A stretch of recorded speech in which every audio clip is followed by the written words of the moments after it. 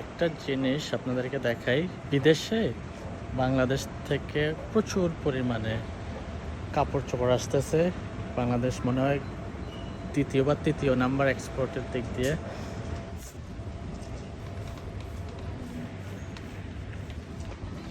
এই যে দেখেন, এই সুন্দর সুন্দর যে গেঞ্জিগুলা,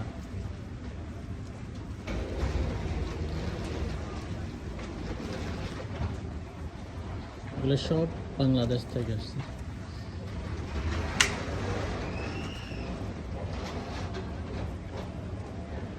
এবং এটা হচ্ছে চাইল্ডের সেকশন, মেন ওমেন সব সেকশনেই আছে, মানে বাংলাদেশ থেকে আসা কাপড় চোপড়।